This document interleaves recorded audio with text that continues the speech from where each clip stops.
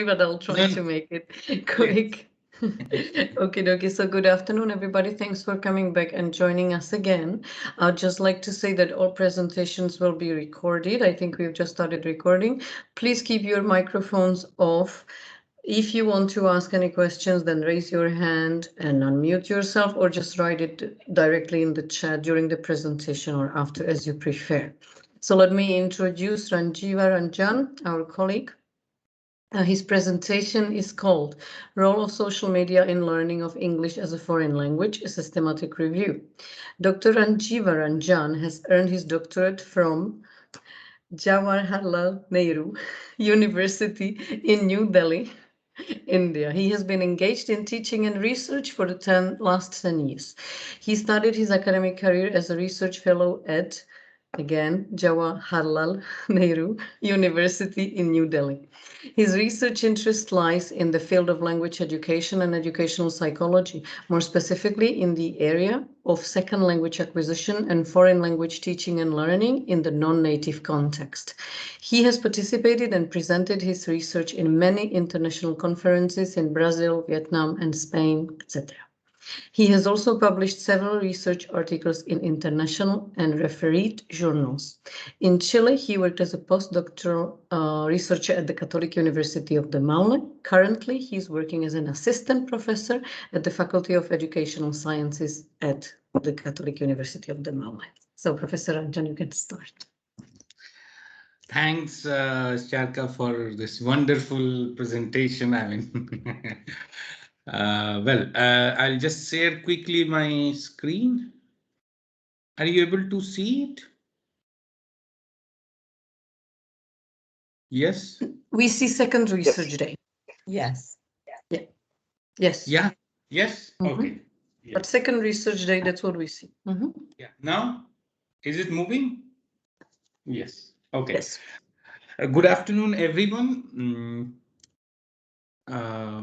Thanks. I would like to first congratulate, at the same time thank the organizing committee for providing not only me but to all the language experts in the field of EFL in Chile this platform to present our work and to have deliberations over the different research topics, emerging research topic in Chile in the field of English as a foreign language.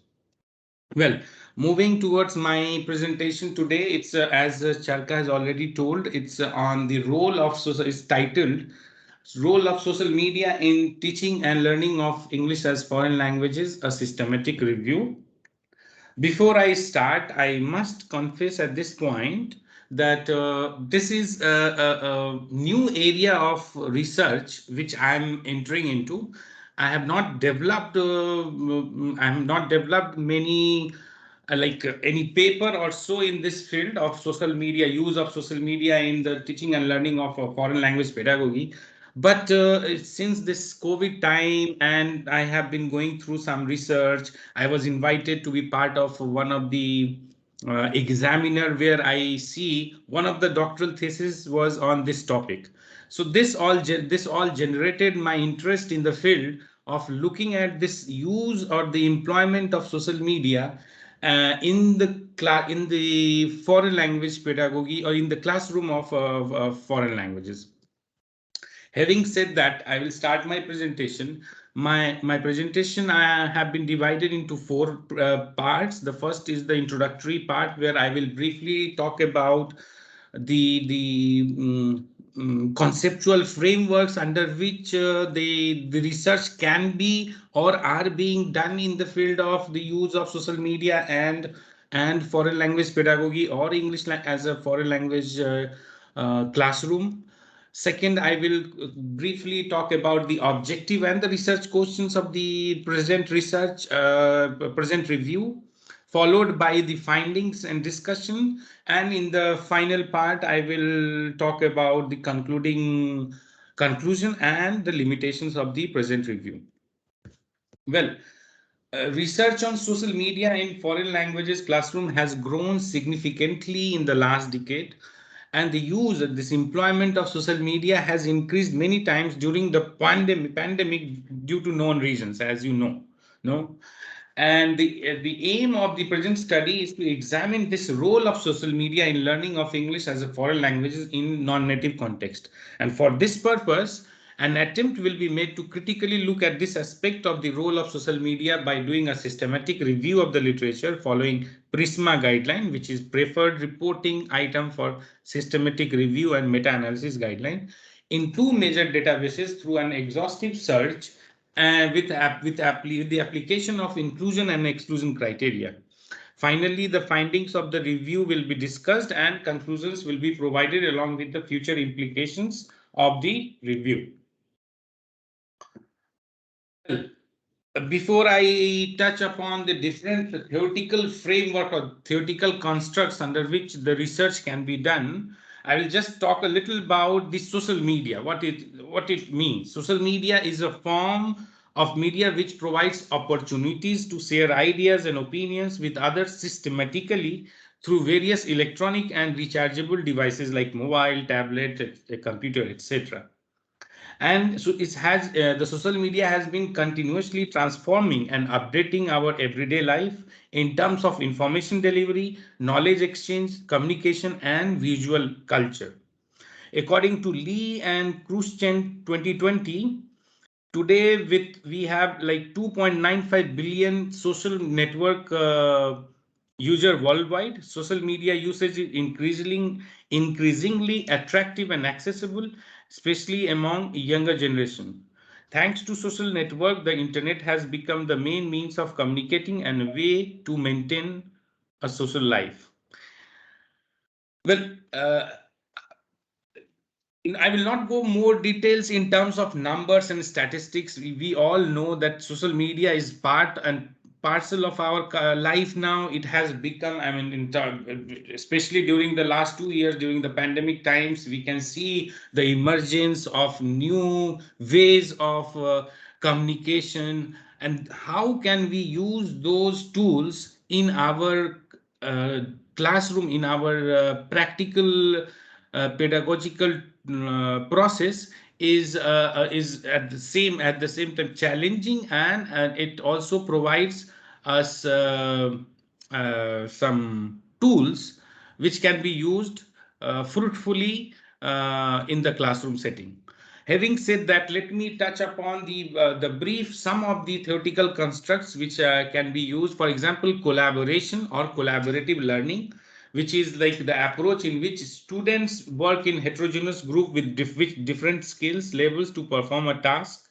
No, this is collaborative learning. Or the social constructivism philosophy given by Vygotsky, where the knowledge construction is seen as a social process that occurs through connectivity and collaboration with others. Constructivism postulates that human knowledge is constructed and that the learner builds new knowledge based on previous knowledge. In a constructivism approach to learning, the learner is no longer a simple passive receiver of knowledge. He or she is stimulated to play an important role in constructing his or her knowledge. So this type of social constructivism, collaborative learning, again autonomous learning. Some papers also, I mean, in the theoretical, the use of social media at times converts a learner into an autonomous learner. This is also this kind of philosophy or this kind of approach is seen in some of the research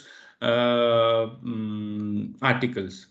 Again, the factor of motivation and the engagement, because motivation because this is the time of digital natives and all the young generation they are into the mobile, and this type of interaction somewhere generates some kind of intrinsic motivation, maybe.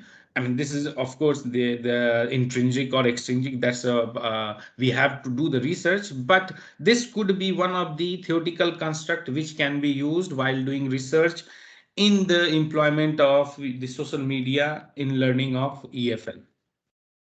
Another last part which I just came across recently was the hypothesis of Krashen of 1983 between learning and acquisition, where he postulates that there is a division between the formal setting and non-formal setting. The learning happens in a formal setting in a classroom, and acquisition happens in a non-formal natural setting. So somewhere this kind of binary opposites or this kind of theoretical construct can be used while developing the arguments in the research on the use of social media, whether this use helps in learning a language or acquiring a language. Well, let me go briefly, quickly go through the objective. And the objective is to critically look at this aspect by doing a systematic review following PRISMA guidelines. Two research questions have been formulated here. First one is, how have researchers been conducting research in the field of use of social media in teaching and learning of English as a foreign languages? And what research approaches, methodology, and instruments are currently being used in research on the use of social media in EFL? And in order to answer the above research questions, this paper undertakes a systematic review, as I told you. And this review will allow us to map the evidence and synthesize the available information. And it was developed under PRISMA guideline, searching two academic databases, which are Scopus and Web of Science. The search and selection process were carried out following four phases as proposed in the guidelines, which is identification, screening, suitability, and inclusion of articles. And the review focused on themes of social media, language learning, and English. In this way, the search descriptors that the studies had to contain in the title, abstract, and keywords were determined as social media, language learning, and English. The search was conducted in the last week of December and the first week of January. As I told you, these are the two databases and these are the Boolean operators which were used in Scopus and Web of Science. Inclusion and exclusion criteria was applied. The research articles from 2017 and 20, between 2017 and 21 were considered, which were there in English. Although Spanish was considered, but there was surprisingly there was no result found in these languages. All the other articles before 2017 in any other languages, as well as the conference proceedings, review papers, and systematic reviews were excluded in this systematic review. This is the PRISMA table. 52 studies were found in Scopus with the initial search. In WOS 25, which leads to 77 in total. Out of this 77, 45 were excluded with the duplication, title review, availability, and not related to topic. Yes. Okay. And yeah. Now, so before I go into the table, I will just I would like to I would like to cite the Pelticeau and Roberts in 2006 in their book Systematic Reviews in the Social Sciences, a Practical Guide. They talk about the narrative synthesis of review, and this narrative synthesis refers to a process of synthesis that can be used in systematic reviews, focusing on a wide range of questions, not only those relating to the effectiveness of particular intervention. Narrative synthesis, they say, is a form of storytelling, and we are part of a storytelling culture and bringing together evidence in a way that tells a convincing story of why something needs to be done or needs to be stopped, or why we have no idea whether a long established policy or practice makes a positive difference is one of the ways in which the gap between research, policy, and practice can start to be bridged.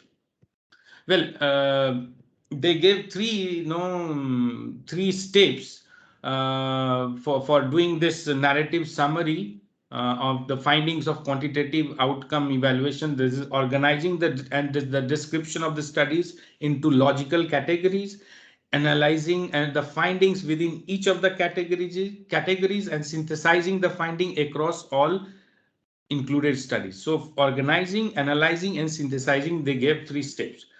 it would not be possible in the today's presentation to follow all the three steps, but to respond to the two research questions formulated at the beginning. First one was it was related to the themes, or in what direction, in what way research is going on. That will be responded later. This table respond to the second research questions, which was related to the kind of methodologies, the kind of instrument, and the kind of context which are being used in the research in the use of social media in EFL classroom. Well, I don't have time to go through each and every, but here are 32 research studies. I have make a table in which the first on the left hand side is the title of the work, followed by author, year, journal, keywords used, context, method, instrument, and main findings. This is the table which respond to the second research question. I will give a brief quantitative synthesis of this table just after the table. This is the quantitative synthesis of the table. In terms of the year, we can see from 2017, there was a dip in 2018 where the research we found 9%, but then again it went up, and now in 2021 we have out of 32 studies which was included, 9 studies were from 2021, which represents almost 28% of the whole study. In 2020, it was 22, in 2019, 18, 2018, 9, and 2017, 22%. So we can see there is an increasing trend in terms of the research in this field. In terms of the context, we have 60. The highest is the university context or higher education context with 66%. 21 of the studies were carried out in the university setting, followed by the secondary school context. We have 22%, 7 research studies, and there were 3 research studies which were carried out in the different language learning institute. And surprisingly, there was only one study which was done in a primary school context in China. These are the countries. Most of the studies are have been carried out in the Asian countries, Malaysia being the number 1 with 6 studies, Iran second with 6, then followed by Saudi Arabia, Indonesia, Iraq. And surprisingly, in whatever, maybe this is because of the keywords which I have used, or I don't know whether it has been used in Latin America or not. I couldn't find any study in Latin America with the keywords which I used, which are present in the Scopus or Web of Science database. To cross check, I also checked in Google Scholar whether there are studies, but I couldn't find any study which explicitly talk about the research in the field of use of social media in learning and teaching of English as a foreign languages.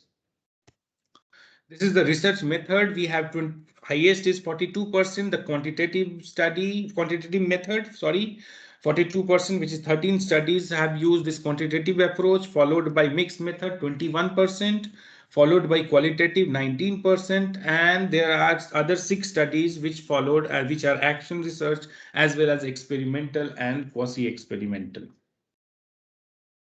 Now, this table respond to the second first research question which was raised in the present review.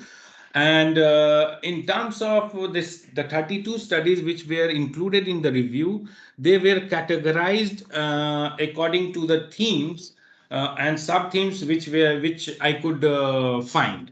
So first theme, as usual, was the attitude, perception, experience of students. And there were 2 or 3 studies where they talked about the perception of the teachers also. So that's why I've told attitude, perception, and experience of students and teachers. So you can see here almost 12, 13 studies talk about attitude, perception, of use of for different social media, for example, of Instagram, of Telegram, of Facebook, or for using MOOC platform. So these all studies in somehow try to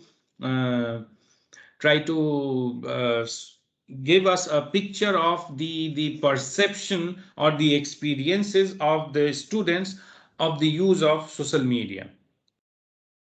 The second theme which I could find was the tools which are being used in the classroom or in the research. Sorry.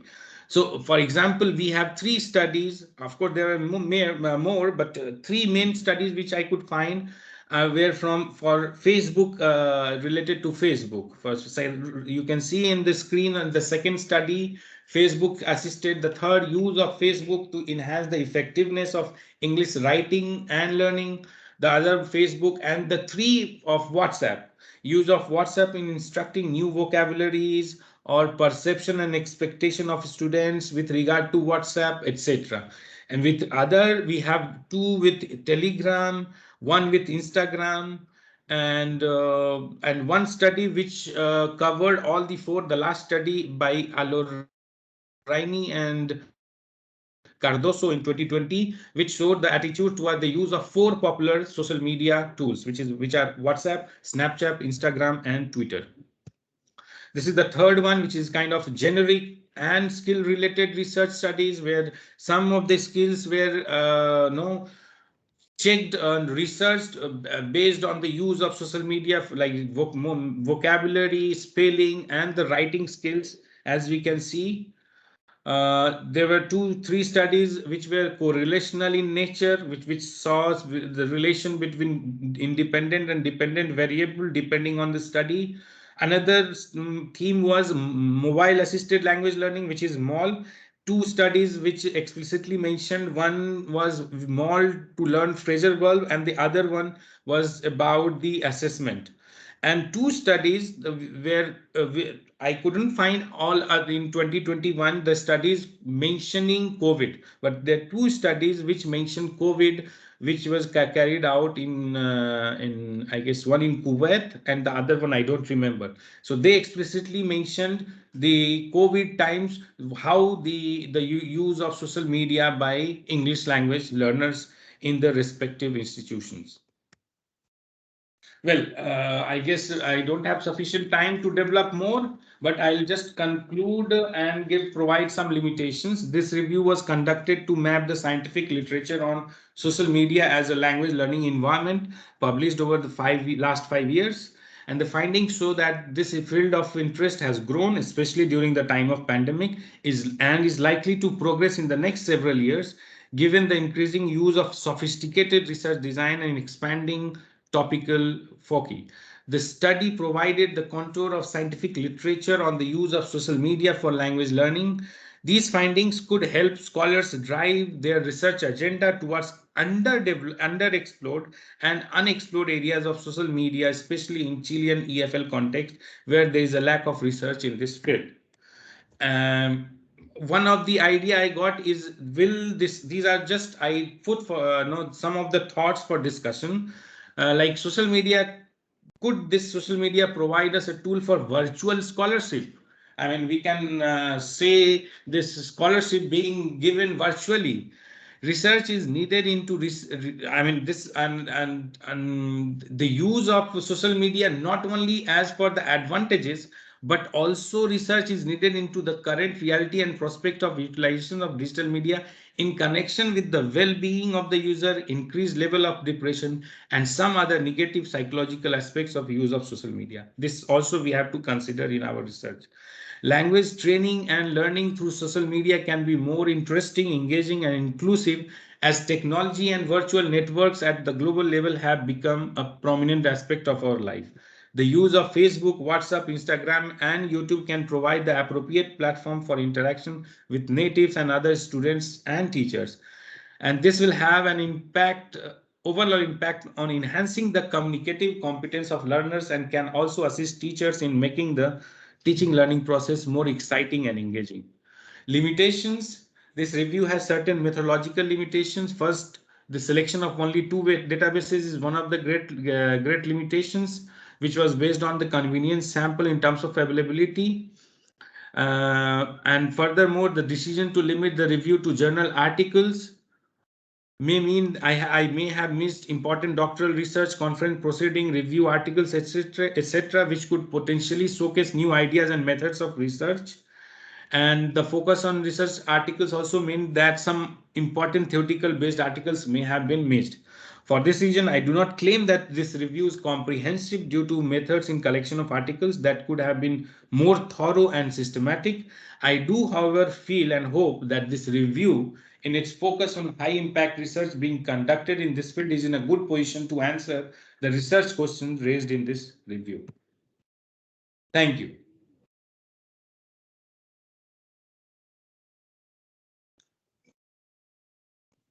Are there any questions? Well done. Valeria, would you like to start? And Andre. Thank you. Thanks, Ranjiva. It is very interesting. I didn't have enough time to read one of the conclusions that it was related to Chile. I don't, but yeah. But it doesn't. I only want to ask. I don't know if I'm repeating what you said there, but did you get any article related to the Chilean context? No, I didn't get any research study which explicitly mentioned the use of social media in English language learning in Chilean context. I searched with Google Scholar, but this is a very new. I have to do more. The time was short, and I had to summarize 32 studies. But somehow I wanted to study, and very surprisingly, not only in Chile, madam, in whole Latin America and no Colombia, Mexico, Brazil, none of these studies are being carried out, and that is very surprising for me also. And only another question, and do you think that is it possible, considering our context, the Chilean context, to use the tools that you mentioned, to use them at school, primary, secondary, or high school? Yeah? Yes, that is the idea. The discussions which is going on today in the morning also, I wanted to make that point when there was presentation from the professor from Pontificia. This formal and informal setting, how to bridge a gap between this, because if we are talking about any for example social media, it has to be, if we are taking it seriously, it has to become the formal. In the formal setting we have to start applying it, which is very difficult. I mean, you cannot say authority, okay, let's have a assessment in the Facebook, which they will never agree, or let's have some kind of no exercises on Instagram or on Twitter, which they will say no. But we have to see the possibilities, and also we need some training. Also, teacher training is required to how to integrate these tools in the formal setting. That is my idea, madam. Yeah, because I was thinking that we generally have problems with the autonomous study. So we in the programs we have, I mean, the classes in front of the teacher, but also the student have an autonomous study. So it could be Part of I don't know, but a way of giving them a form of autonomous study that is also that it's going to, I think, motivate them. Exactly. And also we can guide them. That is the idea of to start with, madam. You are absolutely right, Professor. We have to start somewhere, and that the extra time of autonomous learning could be the starting point to include these tools into the curriculum. I think so. It can be done. Thank you. Thank you very much, Ranjiva. Andrea, you had a question. Yes.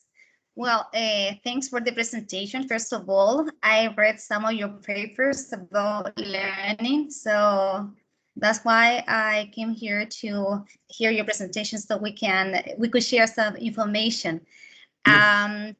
Yeah, you know what? I have been reading about the development of the 21st century skills, among others, which says that students should develop some technological skills and digital literacy, right?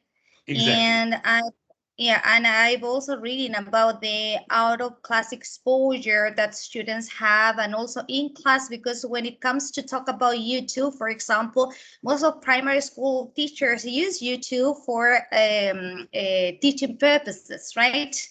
So I'm wondering if you have read about how, from a Siemens perspective, how languages in general are seen in this globalized world, and how we can connect all these information in order to apply it in the classroom. I remember that I worked in the States for 4 years, and students had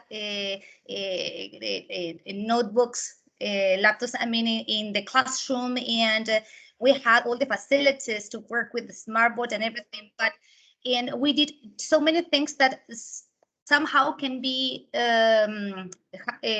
understood as out of class exposure here, because students do not have the same facilities in the classroom, but they can be seen, or probably they can be understood, or they can be described as in class exposure. And so I don't know if you have read about that. I love that topic about learning. I think that learning has a lot to do with the sociocultural aspects and features that are all different and important to highlight, right? So we can explain the whys. So Yes. it would be great if you tell us a little bit about this, in case you have read about it. Well, I have I couldn't understand the total. I could understand the comment, but the question I couldn't understand, Andrea. But somehow I will try to summarize what I understood. Learning from a socio-cultural perspective. See, learning for me, and there is a tension between the individual approach, individual psychological approach, and this socio-cultural approach you are talking about.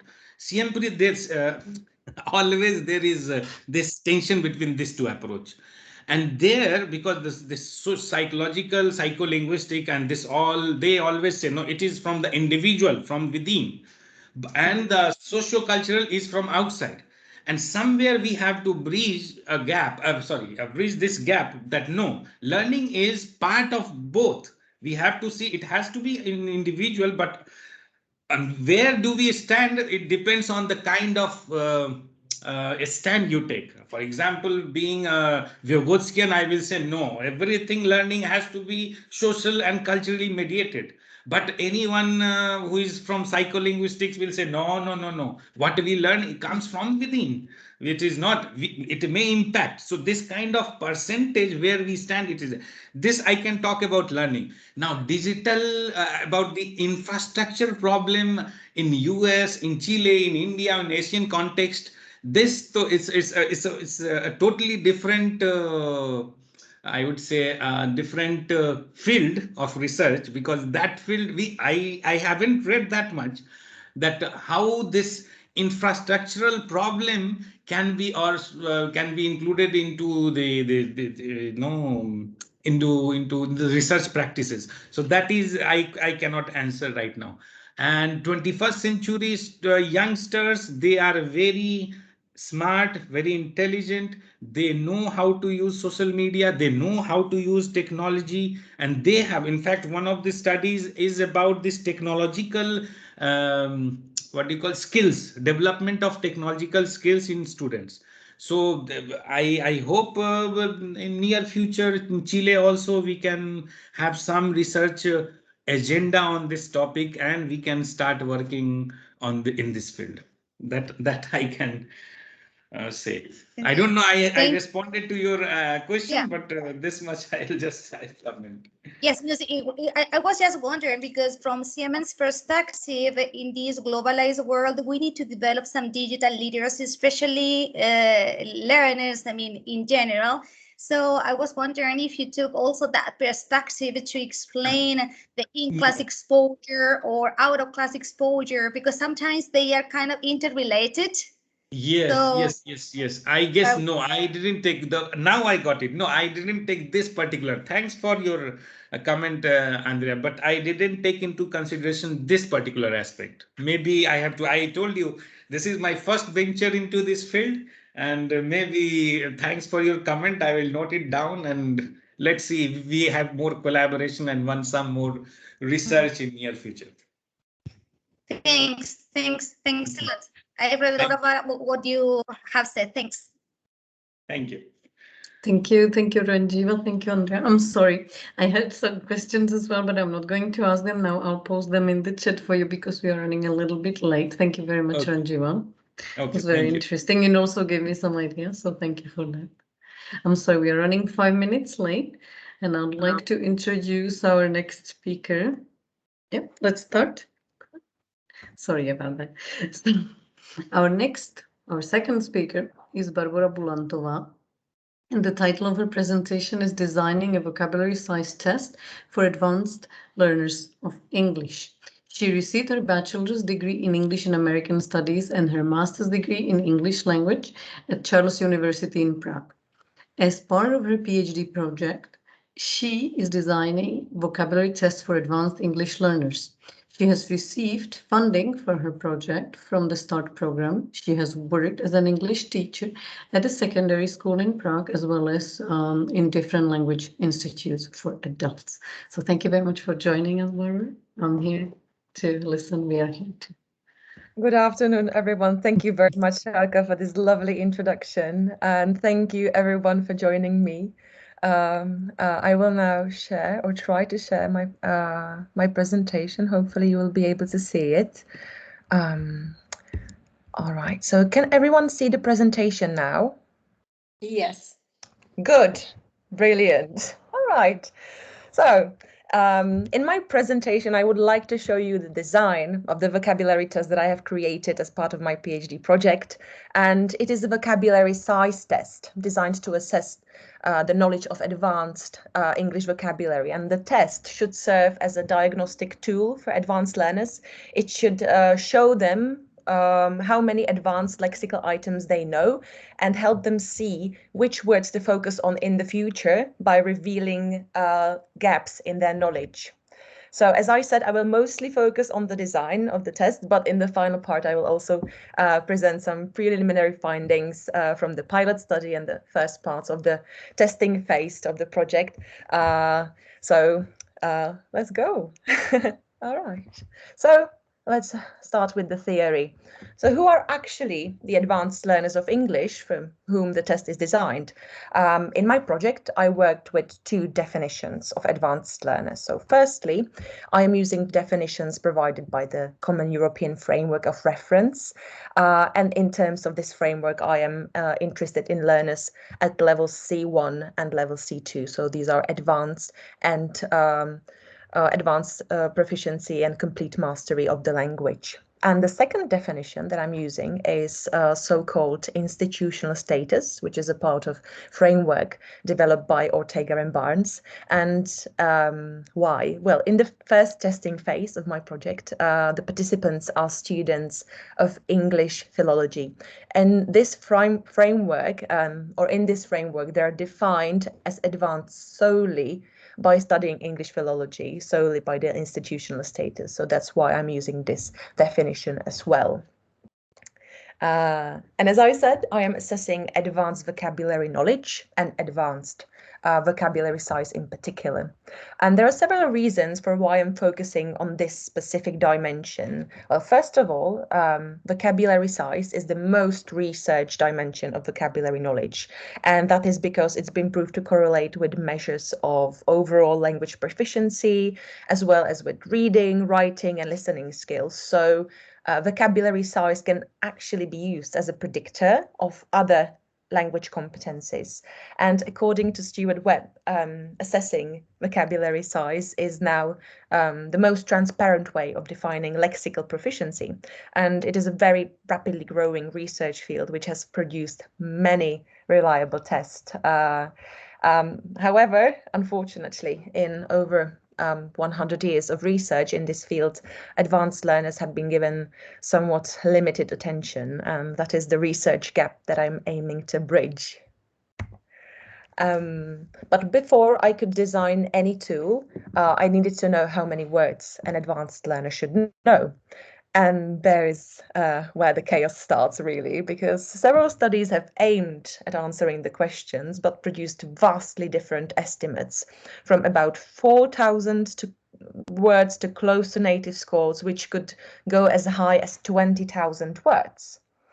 Luckily, more commonly, vocabulary size being connected more with coverage studies, which describe how many lexical items a learner needs to know in order to perform certain tasks in English. And the highest estimates have been at 8,000 to 9,000 word families, which should guarantee a learner understanding of most written text in English.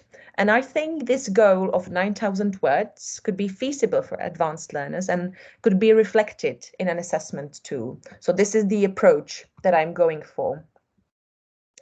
Now, many reliable tests have been designed. It's a very well-researched field. So why a new test?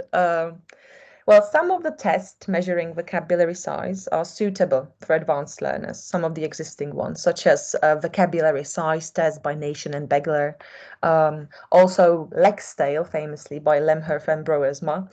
But these tests, even though they measure the knowledge of less frequent words, give only very rough estimates of vocabulary size, and they do not reveal any lexical gaps in lexical knowledge. Yes. Some tests do reveal lexical gaps, such as the new versions of vocabulary levels test by McLean and Kramer, also the version by Webb, Sasao, and Balance, but they only measure the knowledge of the first 5,000 words, which makes them quite unsuitable for advanced learners, simply because there could be a ceiling effect. Advanced learners probably know more than that. So these are the problems of the existing advanced test. And that is why we need a tool for advanced learners, which would assess less frequent word or word families or any lexical items. And at the same time, it would reveal lexical gaps in learners' knowledge. And I hope that the test I have designed should do both, or could do both. Now, let's take a look at the test design. So my test is monolingual, so just in English, and the format is serial multiple choice, which is a classic multiple choice test, but with a twist, which I will describe in a minute.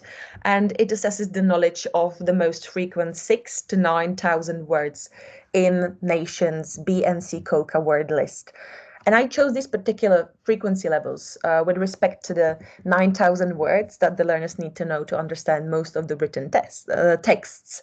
But the lower threshold was chosen simply because there are already tests for those 5,000 words.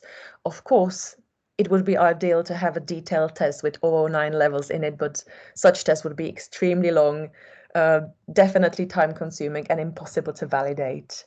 So now the participants receive a score from each frequency level, which means 4 scores. So the test actually doesn't give an estimate of overall vocabulary size because of all the missing frequency levels, but it reveals gaps in learners' knowledge as it shows which frequency levels the participant has mastered and which they should focus on further in the future.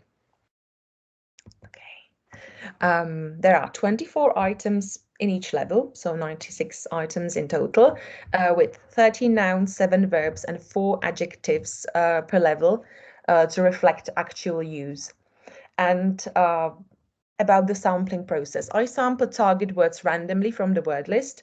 The word list is available on Paul Nation's website, and then I created a list of possible generic context sentences. I wrote a generic sentence basically to each target item. And then the generic sentences are basically there to show the context of the target word in context, but they cannot reveal really too much about the meaning of the word.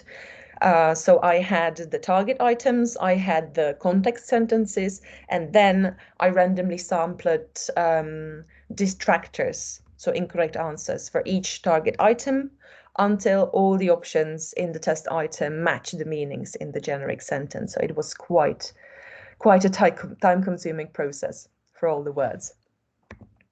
Now let's talk about the format, because it's quite innovative. I didn't come up with it myself, but I wish I would have. So it is serial multiple choice, where each option is presented one by one. So that's the twist. And the format should prevent the participants from using strategies, and it should also reduce guessing. And that's why this format should give the most accurate results. And the number of options varies in each question, and the correct answer is always the last option. So the participants can never guess which answer is going to be the correct one. And if they do not select any of the options, the question will be terminated and another one automatically appears in the next window. So lots of facts. Hope you're not inundated with them. And now let's take a look at the format. So this is an example of a test item. It is an online test. It runs on Lime survey at the moment.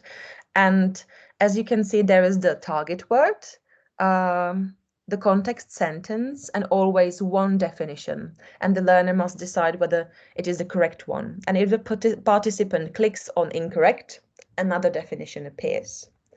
And so on with all the test items on the test. So that's the basic design. Now, as I mentioned earlier, the number of options always varies. So in most cases, there are 2 to 4 distractors, but the number spans really from 0 to 6. And such a specific distribution is there really to reduce guessing, because participants can almost never know how many options they can expect. So that's why we have so many. And the distractors are always from the same frequency band as the target item, and they are the same part of speech, and they must all fit the generic sentence, because the generic sentence cannot reveal which answer is the correct one.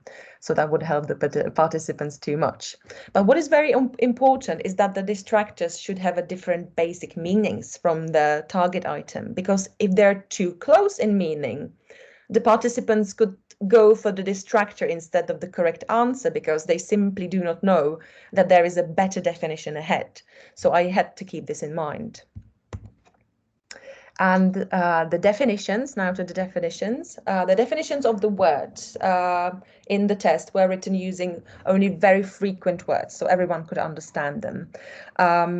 And they needed to express the meaning of the word very clearly, so that the participants could click on them, see them instantly if they knew the word. And all the definitions within the question should be of similar length and detail, because the target word simply cannot stand out. It would be very easy to guess it. So on the right, you can see an example of another test item. So you see that the definitions are very similar in length and detail. They're really easy to understand. And at the same time, the target words can be replaced by any of the distractors. Yeah, so you can say she strangled him, she cherished him, she enticed him, nudged him. Yes, so that's the basic principle. Okay. Now, how do we interpret the scores? I have used the same cut points as Norbert Schmitz in his vocabulary levels test, so that's the original one, which is 80%. So if the participant knows at least 20 out of 24 words, they have mastered the level, and they can move on to another one, which is lower frequency. But if their score is lower than 20, it means that they do not have sufficient knowledge of the level, and they should study the words in it further. So that is the lexical gap revelation and future suggestions. All right, that was all for the test, but now I will show you what I have done with it so far. So the actual project, the research project.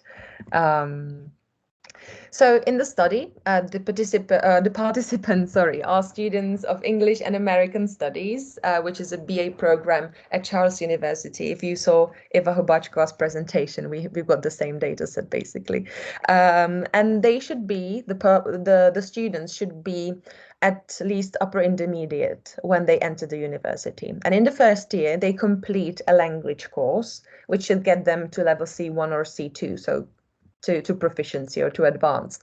But in the second and the third year, they only have courses in linguistics and literature. And that is why my goal is to see where they stand when they enter the university and how their vocabulary knowledge develops each year. So it's a pseudo longitudinal design. It's not a longitudinal study.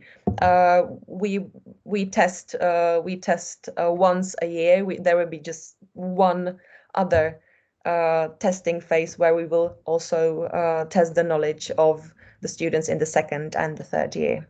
So it's not the same group of students, really. All right. And so far, I have conducted a pilot study and the first phase of testing in the first year.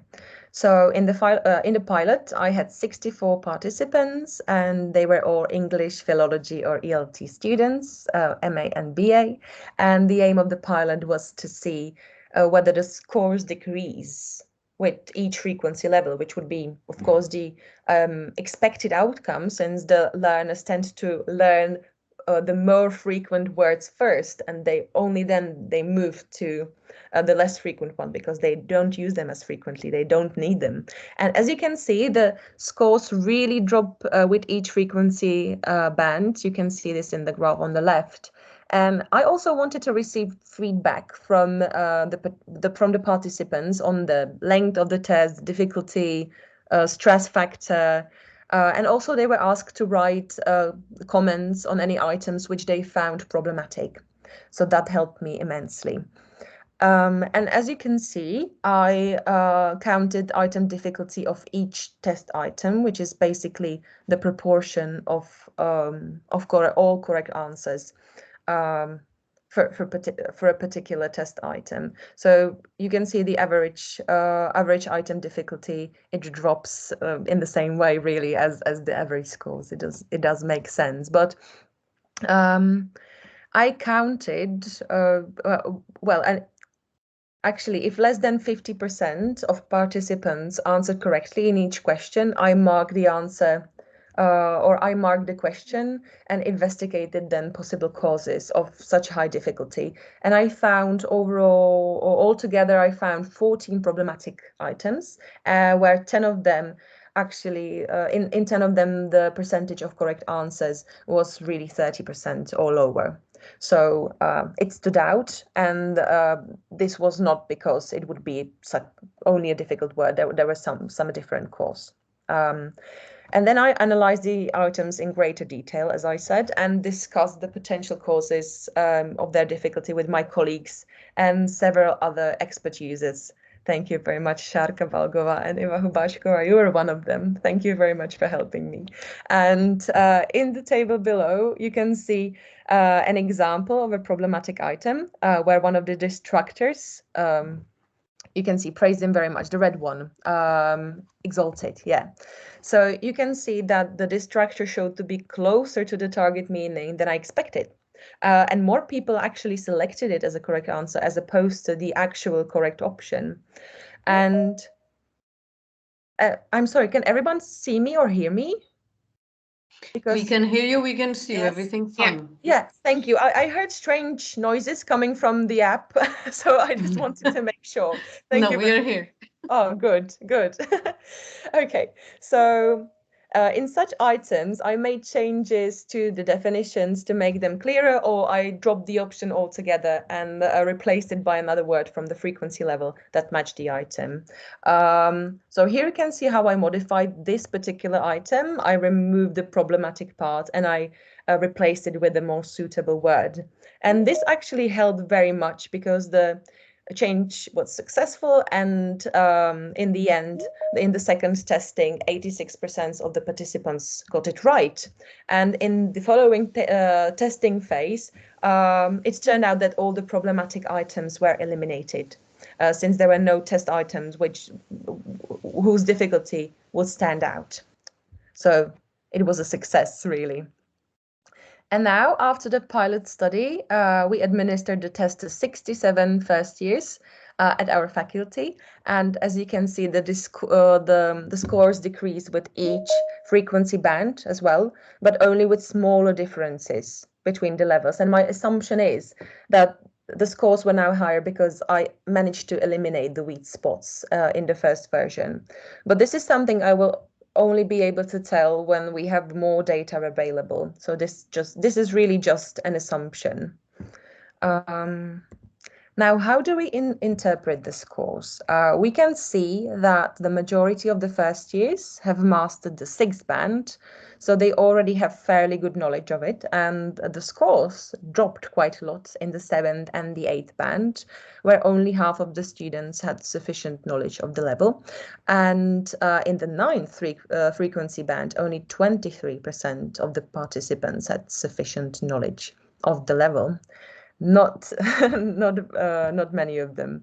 Well, I will of course have a more detailed picture once we administer the test to all the students, where I will be able to measure the differences between the groups. But these scores alone can give an estimate of where the students are in terms of their vocabulary knowledge, advanced vocabulary knowledge at the beginning of their studies. And this is something that not only helps them, but their teachers as well, because when they are creating syllabus for the language course, they actually can diagnose them and alter the syllabus based on the findings. So that could help them as well. And finally, let me describe some limitations of the test, and there are a few of them actually. So first of all the items look the same, and so the test is very monotonous. I'm aware of that, and there's quite a lot of items, 96 of them, and so the test is quite time consuming. I know that 30 minutes does not seem as much, but if you combine it with other tests, it takes up quite a lot of time. Also, the monolingual version could be, there's the difficulty. So the serial multiple choice format could be potentially difficult, more difficult than multiple choice, not potentially. We feel that it is more difficult, but we don't have any research really confirming it. So we are planning to conduct a study to really see how difficult the format is. It's really stressful, and if you see just one option, it adds lots of stress, even though you know the word. Also, this version is monolingual, so there are only definitions in English, but potentially a bilingual version could be actually easier for the learners, so that they wouldn't see definitions, but they would only see the Czech translation. But also we need to conduct additional studies to prove that, and we are planning to do that. Also, because hopefully the definitions are right, they are clear, but still the participants may know the word, but they might not match it with the definitions. So even though we have reduced guessing and the use of test strategies, this is the question that I still need to answer, and I'm definitely going to look into that in the future, as well as into all the limitations of the test. And I think that's it from me. Thank you very much for your attention. Here are the references, and if you have any questions, I will be really happy to answer them. Thank you very much again. Thank you so much. You can stop sharing, right? I hope I can do that. That's okay. Take your time. Good. I'm back. Good. Excellent. Thank you. Are there any questions? Thank you very much, Barbara. It was a very interesting presentation. Thank you very much. I have questions, but I am waiting for my for the audience to ask. Eva, you want to start with one question, and there is somebody else, Sarah. Okay. All right. So, do you remember which items were the most difficult ones? Which words were really the most problematic? Oh, yes.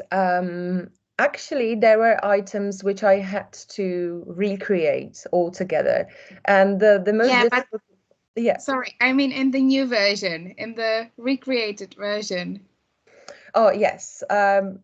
It is actually, there are mostly the words from the level 9, definitely. Where usually they don't go below, the item difficulty doesn't go below 50, but definitely there are more difficult items. But actually, as you asked me, I can't remember any of the words. I'm sure there was conduit. That's one of the words that is very difficult. Is that the one you had in mind? Yeah, I was asking in general, but I expected that as an answer. Yeah. Does that answer your question, Eva? Yeah. Hopefully. Thanks a lot. Okay, superb. Thank you very much, Eva, and thank you, Barbara. We lost you. Can you try to switch off and switch on your video because you got frozen? Let's see if that's going to work. Because you're not moving. Now you are moving. Better. Super. Sarah, go ahead with your question. Let's see. Yes, so yes, you're right with the limitations. I did the test and it was monotonous. It was a little bit, it was very stressful that actually, because you never know. Very often you see it and like, it might be this one, but who knows, maybe the next one is going to be then. And then you go to next one and it's a new word and you're like, oh no, it was this one.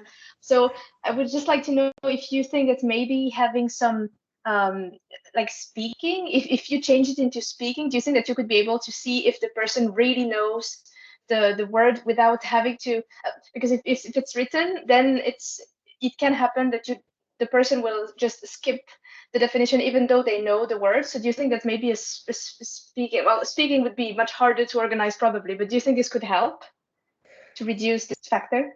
Thank you, Sarah. Thank you for the question. It's very useful, actually, and it would be nice to do this. It would be very difficult to organize since we are planning to actually not be in the institutions. It is going to be online, so I would have to arrange multiple sittings. But actually, I am planning to accompany some of the testing events with the spoken, with the interview afterwards. So hopefully this will, enable me to actually target some of the other stressful words. But you're right, if I could see the reactions, I'm not really sure how I would be able to measure it then. Because, I would have to record the session and analyze the video, and I'm not very sure how I could tell if they really knew the correct answer. But yes, it would definitely help to see to do the test in person. Yeah. But it's true that guessing or half knowing the word is not really knowing the word, because it happened to me with many words that I saw and I was like, I've seen it. I think it's something with contact, but I wasn't sure if it was like stroking or caressing or maybe touching or nudging. But somehow that is, but it's not knowing the words. It's true. So it's not really knowing. I mean, half knowing is not knowing. Yeah, but actually, it's partial knowledge is really important as well. So if you see a word like this, for example, in a novel, then you will probably know what it means. Not exactly, but you see that, for example, that's nudging is something that a person does to another person, and it involves some kind of movement, or touching the person. So I think this is also very important, and this is something that the test actually reduces, and it doesn't measure this. But I'm aware this is very stressful, and I thank you very much for taking the test, Sarah. Thank you very much. So thank you. I think we have 2 more minutes. I cannot resist. I'm going to add something, and then we are going to go ahead with the next speaker. I have taken the test myself, as you know, And I wrote some notes because I don't want to forget what I was going to say. The sentences, as you said, or you mentioned it before, did not reveal the context whatsoever. And that was the very difficult part, which basically, according to me, steals the opportunity, which what we normally do. We guess from the context, like every single C1 or C2 speaker, if he or she sees this context, that's how he or she realizes, like knows what it actually means or doesn't mean, which is quite clever, I have to say. I have to admit that. But on the other hand, I would say the way the answers appear, it does make the participants to fail more. It does make them fail more. That's what I just think. Yeah, that's one of my personal opinion. Another thing is that the words were not so common, but that's what you wanted to reach. But we have to take into account that, I don't know, it would depend on so many different interests, because some students might, I don't know, be interested in some kind of field, and that's why it's easier for them to answer some, some of the questions. And then I was also thinking, when you look at the word detest and hate, yeah, if you did this, for example, in France, that would have been much easier, because the learners would be able to guess it because of the L1 now positive, transfer. So you will probably do it only with Czech speakers, or did you think of any other? So I think in that case, you'll have to choose very carefully the learners with which L1. Yeah, because, for example, when I do the test for my students here, I always think, okay, this is Spanish, the Spanish word is very similar. So sometimes I actually avoid using that word on purpose, because I want to teach them another one, because I don't want them, I mean, depending on the level, when they are at the higher level. But the last thing I wanted to say is thank you very much for that, because I would like to use a similar test in my class, just to show my students how much they have to study vocabulary, because we do not often realize that because I have seen all the words in the test, I can tell you, but I didn't remember maybe 50% of them, because I saw them only once. Maybe once I read a book, I don't know, 10 years ago, and that is not enough. And that is not enough, because I forgot it. I have never used the word anywhere actively, so that's why. So I will stop talking. So after this, if you want to comment or answer, then we are going to go. Hopefully I remember. Sorry about that. Yeah. No. They're really, really interesting points. So you were talking about interest of people and how it might make it easier for them to take the test. But I think these will only be outliers, because, people have different interests. We maybe found that Harry Potter fans would have it easier because there was serpent, and I think potion was there as well, wand. So that would make it definitely easier for them, and for horror movies fans. But you're absolutely right. But then again, I chose the words randomly from a given frequency frequency level, which allows me to basically choose any of the words, because the use is in the test is justifiable.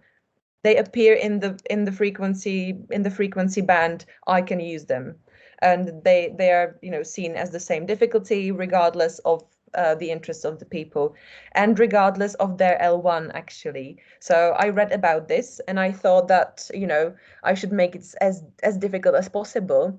But there will be people who know French as their L2. There will be people who know Spanish as their L2, German as well.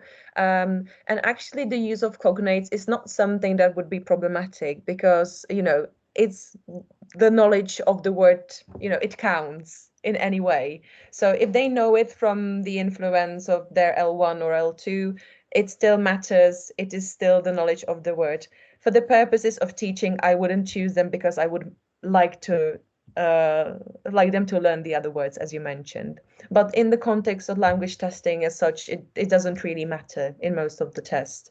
But yeah, it is a burning issue, and I'm looking into that as well. And I think you mentioned the formats and the context sentences making the students failing it more. This is something I really need to look into, because so far I really don't know the answer. I will have to really have testing sessions and talk to the people who are taking the test. And then only then I will be able to, react, how would you say it, immediately, and see what they're thinking when they're taking the test. So far, I don't have this kind of data, but it's really useful. Thank you very much. Or maybe two different groups, one of them taking it in a certain way and then changing the format for the second group. But that's again, it involved a lot of, and it's difficult because that's what we were facing with, because it's very difficult to find C1 and C2 speakers, because it's mostly teachers who can answer your questionnaires, and those people are very difficult to find, first of all, and secondly, then if you approach them, most of them are busy, so they never have time to fill in actually questionnaire, which is especially that long. Yes, and you actually there were 5 levels. You had 5 levels in your original test, and I had to remove one, the 10th level, because it was really too much. And actually, that's why some of the MA students at Charles University, they will be designing the multiple choice test. So we will then compare the groups, and they will also have advanced learners of English as their participants. So we will be able to really take a look at those formats and see what we can change to make the test design better. I'm really aware of the limitations, at the moment. Super. Thank you very much. Thank you very much. I'm sorry. Sometimes I take too long if I'm interested in the topic. Oh, cool. But we are running exactly 5 minutes late. I'm sorry about that, Barbara. Thank you very much for the presentation. If anybody else has a question for Barbara, feel free to paste it in the chat. She's going to stay for probably a few minutes more. If not, I'm going to, pass the question and she's going to answer late. Not a problem. Of course. Thank you very much for having me. Thank you very much. So we are going to start with the next group. I'm going to introduce them. I'm still alive. I don't know about you. Exhausted but alive and interested to hear the next presentation. So let me introduce the next group of researchers. We have Marcos Riveros with us, Marisol Mora, Aline Castillo, Amanda Sanchez, and Belen Munoz. There are plenty of researchers. That's beautiful.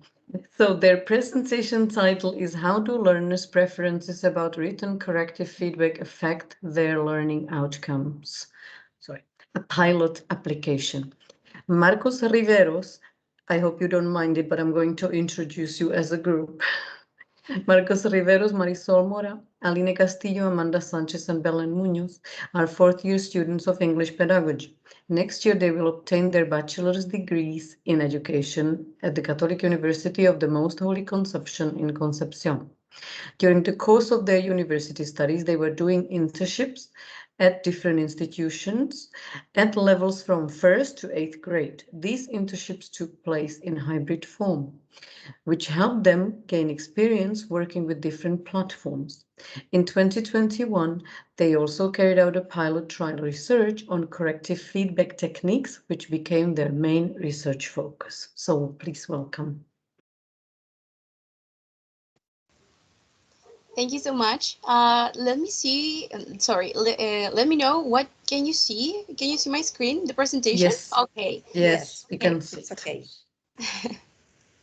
So good afternoon, dearest audience. My name is Aline Castillo, and alongside my team, Marisol Mora, Marcos Riveros, and Amanda Sanchez, today we will be presenting our pilot application on how do learners' preferences about written corrective feedback affect its effectiveness.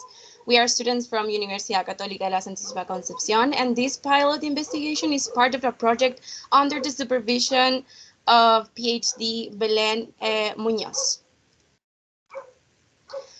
So in order to contextualize, for the research field of second language acquisition, it is fundamental to create knowledge which improves the learning process. This is why identifying methodologies that are better to promote acquisition has become a priority through the years.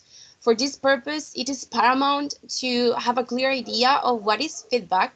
In Westmacott words, within formal educational context, feedback is a key element that allows teachers to educate, reinforce, and promote correctness in students' performance. And since writing is one of the most difficult skills that university students will probably encounter, teachers' monitoring and constant feedback could make a huge impact on their learning process.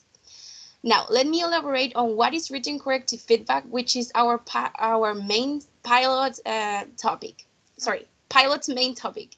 Written corrective feedback can be defined as responses regarding linguistic errors in learners' written work, and it is a traditional tool that second language teachers often use to develop learners' writing competence. It is believed to be beneficial to both teachers and students, as it helps to reduce the errors through the deepened knowledge of the skills, thus reinforcing the development of language proficiency. Yet, there still exists discussion in relation to its overall efficacy and aid second language learners' development and accuracy. On this matter, students' proficiency, linguistic knowledge, and teaching context are some of the factors that determine students' written corrective feedback preferences and even shape their responses to the various types of feedbacks.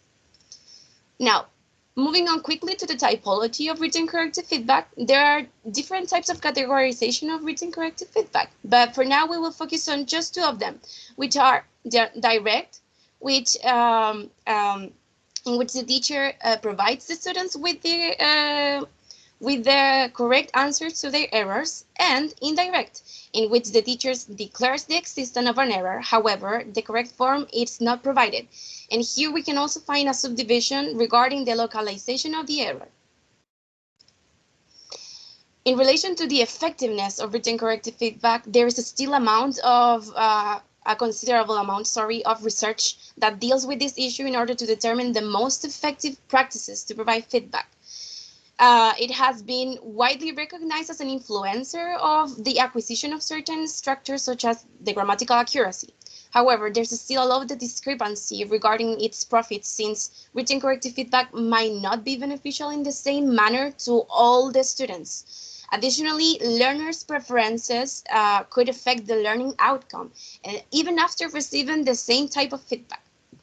Now, looking at the students' preferences and perception of written corrective feedback, for hand 2017, learners' beliefs about themselves, their teachers, and peers can interfere with feedback in general, or with the learner engagement with written corrective feedback. Likewise, students' levels of motivation and engagement also shape written corrective feedback. Bittner 2017 argues that while students who present lower levels of motivation are less likely to get involved with feedback, and learners with strong goals and interest in language learning might display a higher motivation throughout the processing stages. Furthermore, some researchers tend to point out that matching students' preferences about feedback may not be as beneficial as the literature asserts. However, in concluding with the contextualization, the lack of studies that consider students' preferences or written corrective feedback arises as a factor that makes it difficult to accurately determine the effects of those preferences. And with all of this being said, this pilot application works as a first approach to collect data on the topic. Now my classmate, my teammate Amanda will continue with the presentation. Thank you, and good afternoon. Moving forward, with regard to our study, it is valuable to mention that what we are presenting today is part of our ongoing thesis study for our college degree. Now we may go deeper into our pilot study. Firstly, the research question is the following: how to determine the effectiveness of written corrective feedback promoted when the treatment is adjusted to learners' preferences? Next slide, please. Moreover, regarding the research objectives, the general objective of the research is to determine whether the effectiveness of written corrective feedback strategies is enhanced when students select corrective techniques according to their preferences. Please, next slide. Furthermore, about the research instruments, here is essential to comment that all the instruments that we used were validated by experts. The first instrument chosen to use was a survey that aimed to collect data concerning EFL first year students' preferences on written corrective feedback. The participants were given the definitions and examples of each type of feedback and a set of questions to gather the information. Here we have some images extracted from the survey, and as you can see in the first image, students were asked to give their opinions about the type of feedback they have received.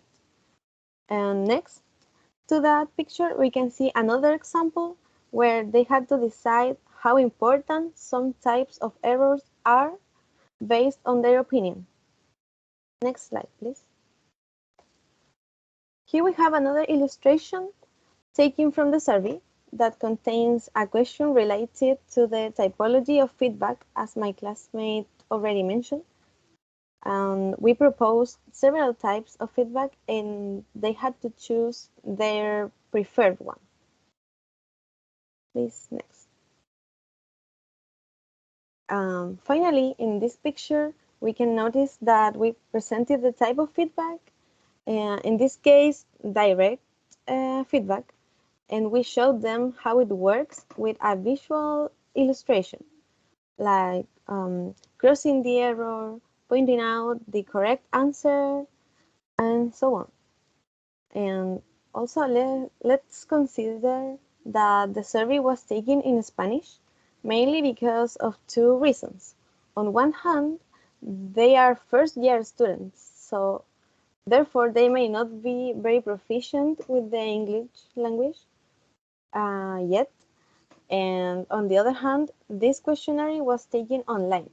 Consequently, these participants answered the questions by themselves without any monitoring or guidance of a teacher, from a teacher.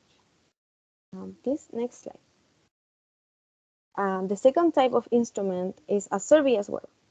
We designed a pre-test, a post-test, and a deferred test in the form of tasks that require the production of text that elicits the use of the form under study. In this case, the use of the suffix s in third-person singular situations. Here in both images, we can see examples of the type of a task that we provided to students. They are short tasks where students had to write no more than 250 words in English, answering the assignment. In some cases, they had to answer an email to friends or family members or writing letters as well. All right. As my classmate aforementioned, this is a pilot study. Now, I will explain what we have been doing on this ongoing research up to this moment. As you can see, we have worked with an experimental group. Some of them were provided with the preference on written correcting feedback, whereas others were assigned a written correcting feedback. As you can see here, session 1 and session 2 were carried on in the very same day. A preference questionnaire was applied to the research participants. Once the questionnaire was applied, the answers were analyzed by the researchers. Alongside with the preference questionnaire, a pretest was applied to each of the research participants. Participants wrote it, however, they did not receive feedback on their pretest. Moving on to the task 1, the participant carried out their first task, which consisted of a writing composition guided by instructions. As my classmate previously showed, this task elicited the use of S morpheme in third-person singular in present simple. It is important to mention that researchers jointly review the written task of task 1 in order to have a clear analysis so every single researcher is on the same page. And when the task 1 has been reviewed, a corrective written feedback was given to each one. The type depended on what was answered in the preference questionnaire. And in addition, the rewriting request of task number 1 was discussed based on the result. Up to this point, we have a pattern, as you can see. Task, revision, written correcting feedback on the task, and rewriting of the task. And we have applied it to the following assignment.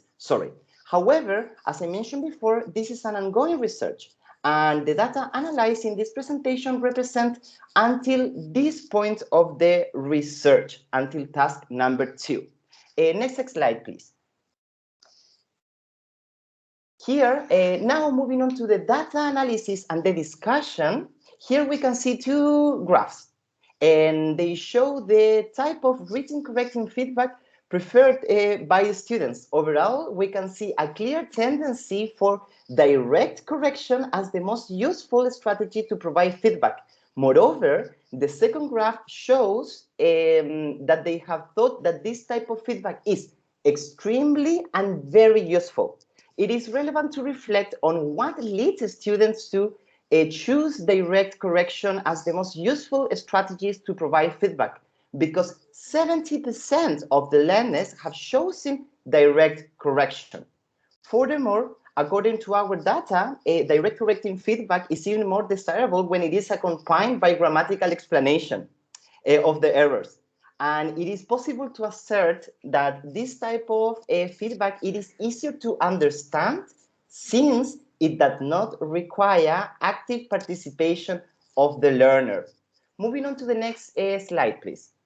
On the contrary, as you can see here in these 2 graphs, indirect correcting feedback was chosen as the least convenient strategy to provide feedback, even if the error is localized by the teacher. And the next one, please.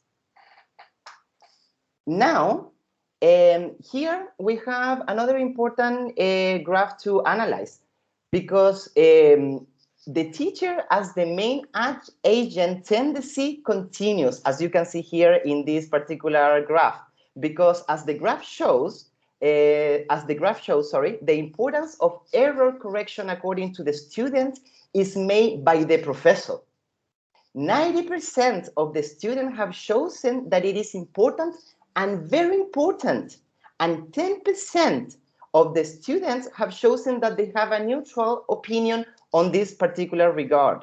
It is possible to assert that they might not trust their classmates, or maybe they have never been exposed to it, or they see the teacher as the only capable of doing it. So this is important to mention. Okay, greetings all. And continuing with the analysis, as you can see in this graph, we have the types of errors to be corrected. All the learners agreed that grammatical errors were the most important to be corrected, dismissing other features of written pieces, such as spelling, organization, and punctuation. It is possible to state that this result is related to their current level of proficiency, as my classmates mentioned before. This since they are just starting to learn grammar structures and their respective use. Nonetheless, more data is required. Going to the next slide, please. Yeah. Here we have the results of the students' performance on task. And in these graphs that are presented, you can compare the different results of the students. In the first group, that is the one on your left, was the group that was given feedback, the type of feedback different from the one they identify as more useful. On the other hand, and on your right, you have the results of the group that work with the type of feedback they preferred. Each bar represents a different piece of written text. The blue ones, meaning the first ones, show the score they got in the first task, which is the pretest, prior to the application of written corrected feedback. The orange ones correspond to the last task they performed after after receiving feedback for the second task, in this case, the rewriting 2. It is important to emphasize that these results, even though they correspond to few subjects, actually 9 subjects, present a clear tendency. And what I mean by this is that while the subjects of the second group, the one to your right, maintain their results using the target structures, and even one lower significantly, subject 9, all of the learners from the first group who work with the assigned type of feedback increase their score dramatically. This led us to conclude that, contrary to what can be identified as common beliefs among teachers and among students also, preferences about feedback and written corrective feedback specifically could not be that influential in both engagement with the feedback and the posterior acquisition of the targeted grammatical structures. However, we must acknowledge that this is the first approach to the matter, and so it is not enough to state conclusions as facts, and more data is required. In this sense, this pilot has its own limitations. For example, we work with just first-year university students, which means, as Amanda mentioned before, that their proficiency level is not at its highest yet. And certainly it would be very interesting actually to investigate whether a higher level of proficiency in students of an additional language could impact the results after receiving feedback according to their preferences. Thank you. Thank you so much for your attention. And now we're open to any further question, or any question, in fact. Yes.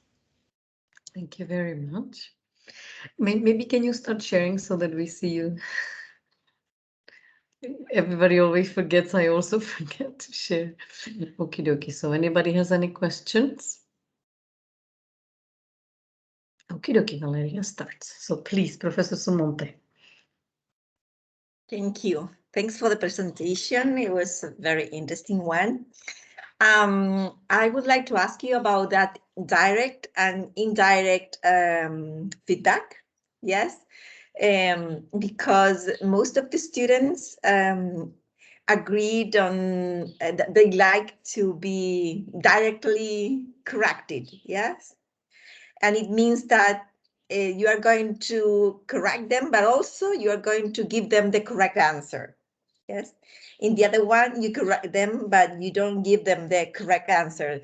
So do you know, or have you asked something about that? I mean, because we could think that, I haven't done any research on that. I'm only asking you that we could think that if you give them, if you say them that something is wrong, but you don't say the correct answer, they are going to look for the answer. I think that allows to learn more than giving immediately the answer. Yes. So have you discovered, or did you ask something about that? Why did they prefer to be corrected and also to be given the answer immediately?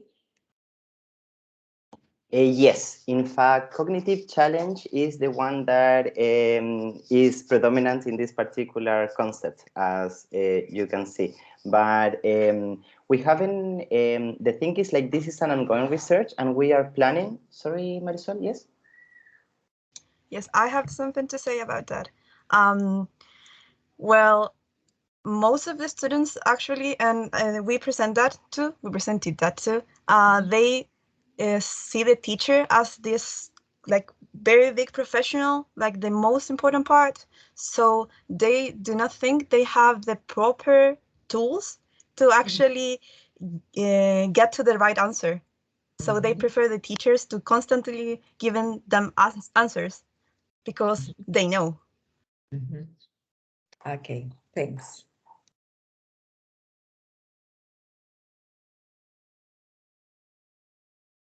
Okie dokie. Did you want to say anything else about that? I wasn't sure if one of you was going to, because Marcos started something before. So I don't know Sorry. No, if it's you wanted just to finish then.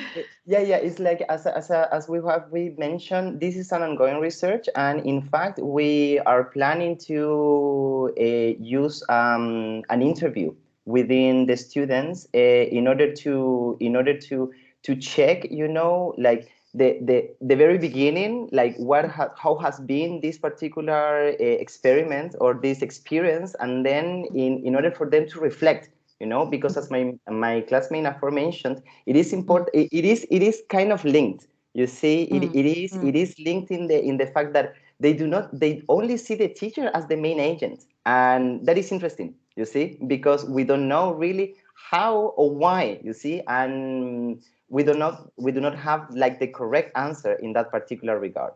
Yes, I would like to mention that there are a lot of factors that might influence the answer to your question, because we took, for example, the preferences, and we also talked about the level of proficiency of English. So those are all things that might shape our answer in order to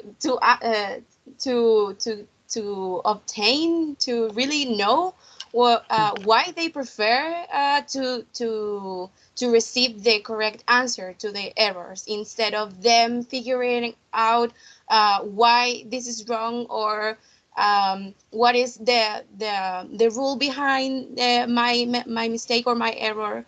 So there are lots of things going on here. Thanks a lot.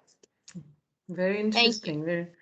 Before I let Professor Diaz, because she has a question, I just wanted to mention that when I give the answers as a teacher, I give them the correct answers, and then I also give them a list of areas at the end, which tells them, for example, number 1, indirect questions. That's the main, I don't know, that's the area you should focus on, etc. So I don't know, it would be interesting to ask my students if that's helpful or not. But that could be, because then I mean, what I would expect in the ideal situation, that they sit down, Google indirect questions, and they start looking at it and maybe do some 1, 2, 3 exercises, and then they improve. But maybe it's just an idea for you. And then Professor Diaz, would you like to ask? Go ahead. Yes, thank you. First of all, thank you for the presentation. It's a very interesting topic, and the results are also the results you've got so far are very interesting as well. I have 2 short questions. The first is, why did you choose this topic? What led you to study this area in particular? And the second is, were you surprised by the results, or was this something you were anticipating? Thank you.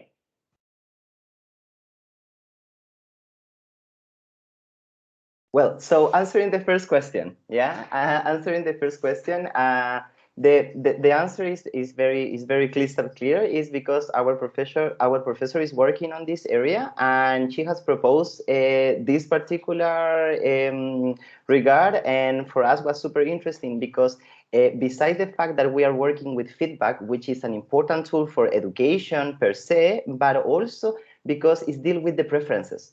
So that is something that, in my opinion, well, I guess in all of our opinions, it is important, because we see as the students as the main agents in our classes, not only the teacher. So that is why it was very interesting to see, like, if the preference really impact on their proficiency after the particular this particular experiment. And answering the second, I don't know if, do you guys want to answer the second? The second question, and for me it was very surprising because at the beginning I really thought that it has a huge impact, you see, because in my personal opinion, if I have what I want, I will perform better. But that is, I guess, only a very particular situation, and because the results have shows another thing, and as the literature have this issue where there is not enough data regard this particular topic, we could analyze that the importance the key in this whole process is the feedback. I mean, it's like the other answer that we have, what we have analyzed is that feedback is still super important tool to increase the proficiency in the students. So at least that is what from my side. I don't know if Mitol or Aline or Amanda want to elaborate that a little bit more. Okay, I will. I'm just going to refer to question 2 because Marcos already said what I think too. So, yes, it was surprising because I think we all thought that the preferences, like matching the preferences of your students, was actually better. Like they know how they learn, so if you match their interests, you are going to be doing things awesomely. But that was not the case. And yes, it was very, very surprising because all this literature is always, I mean, there is something about it, but it is always like from the psychological perspective and the theory perspective. But studies like research done on this is not enough. Actually, there isn't. So it is interesting to look out for those answers and see what's going on.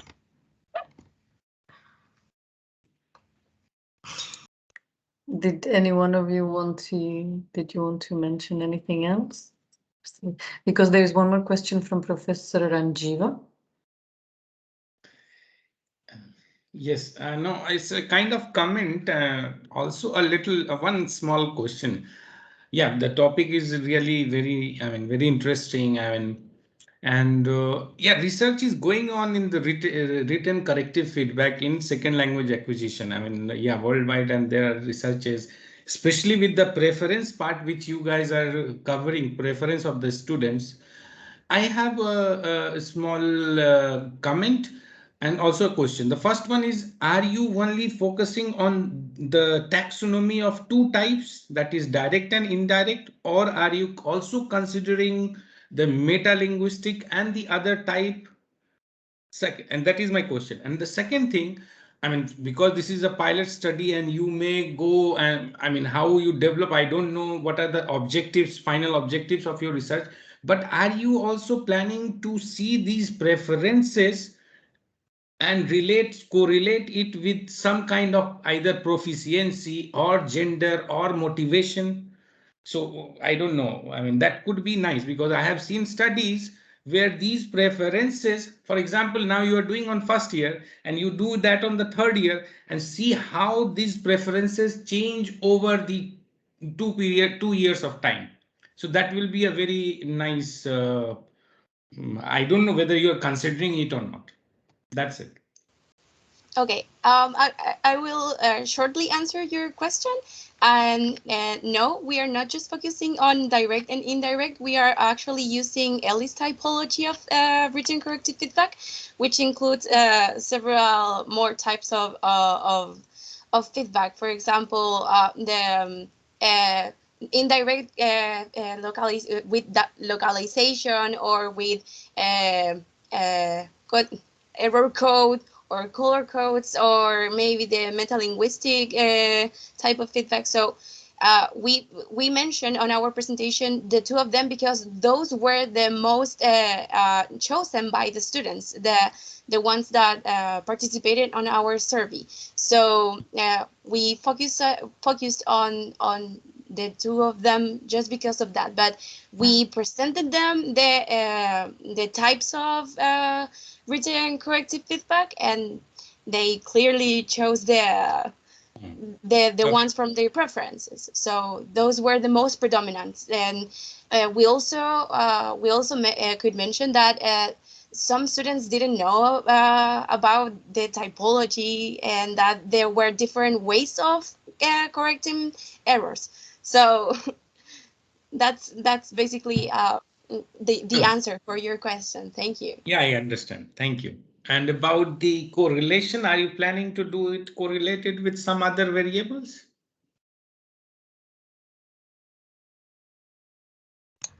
Actually, no. I mean, we're just going to keep working with the first year students so we Okay. kind of This is for your leave that recommendation alone, for your but future. that's I mean, actually very interesting. So we yes. might take that into consideration because it is very interesting. Thank you. Okay, thank you. Thank you. Because in fact, this is just a part of the project that we are working on. So as we have mentioned before, we're working under the supervision of a project from our PhD professor, and this is just one part of this big picture. So that is why we're just focusing on that. Thank you so much. Okay, thank you. Thank you. I will have to stop you. I'm so sorry, but we are running a little bit late, so that's why. But it was a very interesting presentation. Thank you for all the comments, answers. If anybody else would like to ask anything, feel free via chat. If one of you could answer that, if you see any questions in the chat, please.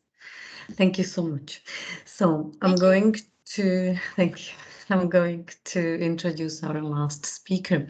We are really sorry for any last minute changes. Unfortunately, our last speaker will not be Gabriela Valenzuela as planned because she's currently ill, but her fellow researcher Nikita Sutar, I'm not sure if I'm pronouncing it well, so I apologize for that. She will present instead of her. So Nikita Sutar is she's a third-year PhD student at the Department of Linguistics at the University of York, and her research interests are connected to forensic phonetics, especially the acoustic aspect of it. She's trying to find any speaker-specific feature or group of features that can help us identify a person on the basis of their voice.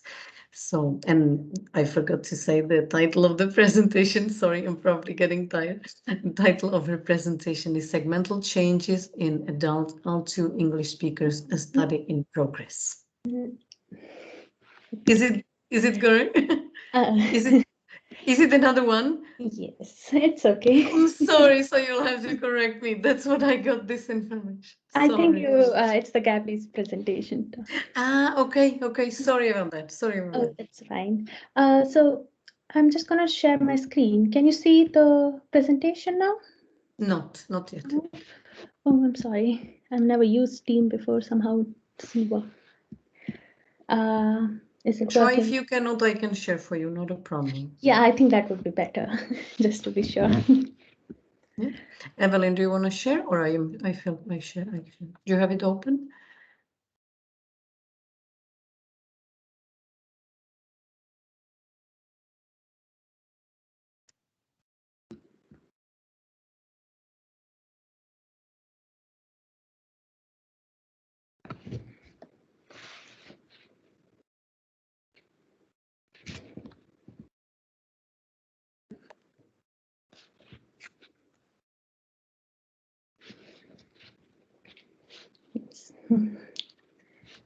Can you see?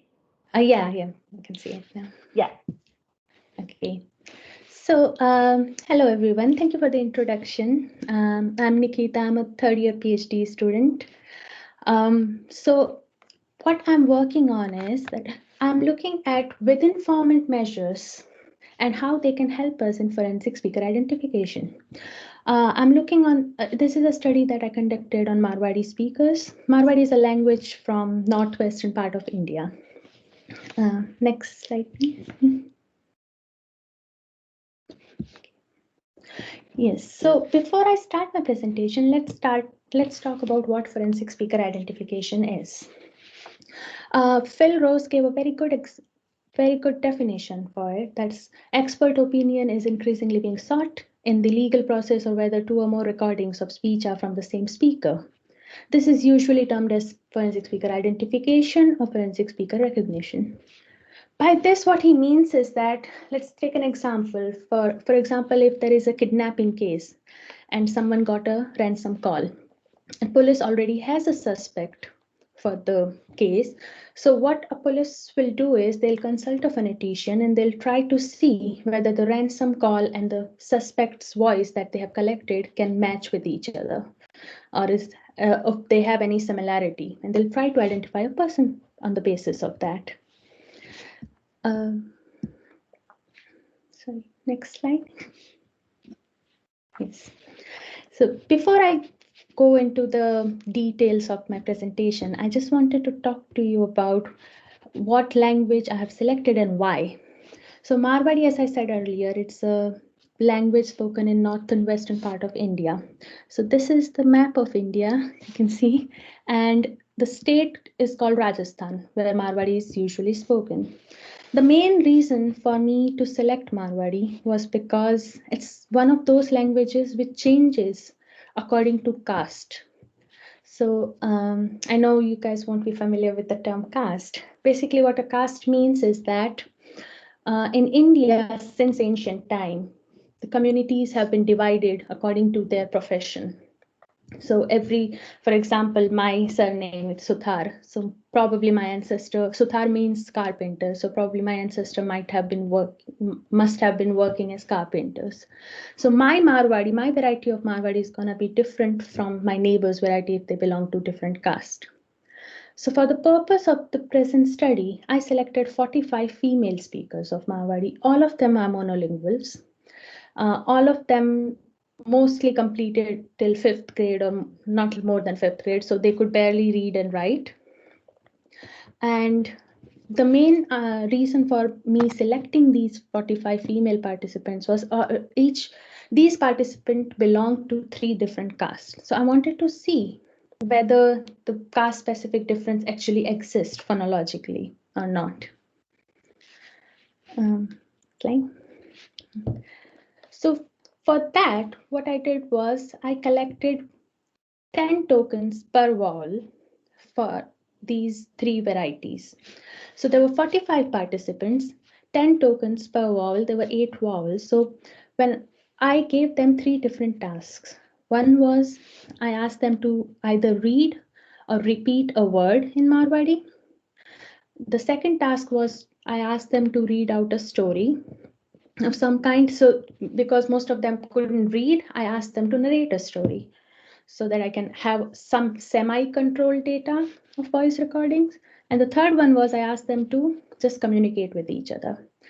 The present results are only from the word list task, which is the most controlled one. So there were 80 tokens per person for these vowels. So the front ones are E, E, A. Central is the schwa, and the back one was A, U, U, and O. Okay, so the title was Within Formant Measures for Forensic Speaker Identification. So before I start with the within Formant, I just wanted to briefly explain what the Formant is. All of you can see the picture clearly, right? So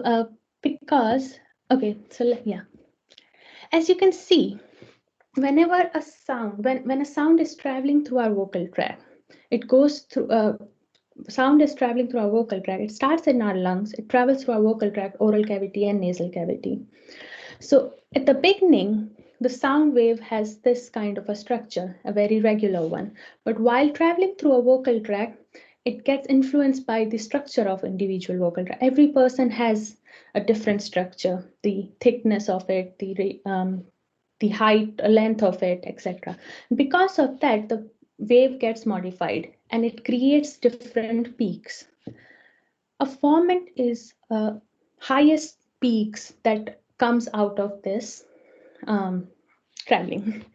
So for the purpose of this study, I'm just going to look at the first 4 formant. The lowest one is F1, then F2, F3, and F4. Okay. So why am I looking at formants? Because formants are very, very important in understanding the structure of a vowel. And it has been proven forensically also that formants have some kind of resemblance in a person's, like identifying a person. So there is a direct relationship between at least the first and second formant and identifying a vowel. The F1 represents the height of vowel. Lower the F1 is, the higher the vowel is gonna be. And similarly, F2 represents the back and front dimension. So the higher the F2 is, the front the vowel is gonna be. Can we go to the next slide? Okay. Yes. So as you can see in this chart. For a vowel like E, the F1 is very, very low, but F2 on the other hand is very high. Similarly, if you look at A, both F1 and F2 are very low because it's a back open vowel.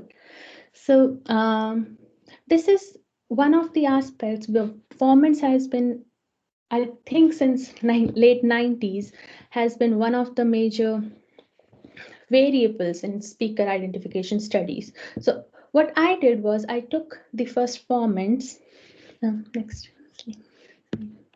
Yes. And I took the first two Formants and then I created a vowel space chart for Marwari.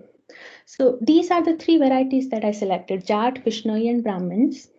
And you can see how these varieties have a different vowel space structure here. For Brahmin, the A is very, very high, F1, and okay, F2 is somewhat similar, but it's different from the other two varieties, whereas Jat has less open face structure, right? So this proves that there is a variety-specific difference in Marwari.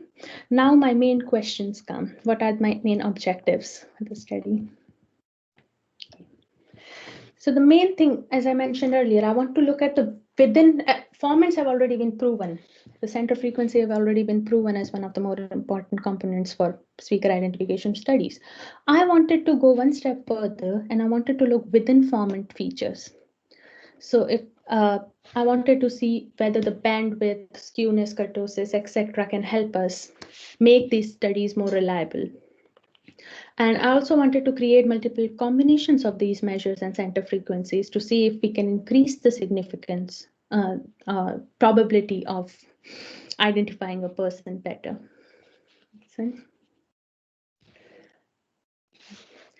Yes, so this is a very brief overview of what these within formant spectral measures are. By a bandwidth, what I mean is that it's a loss of acoustic energy.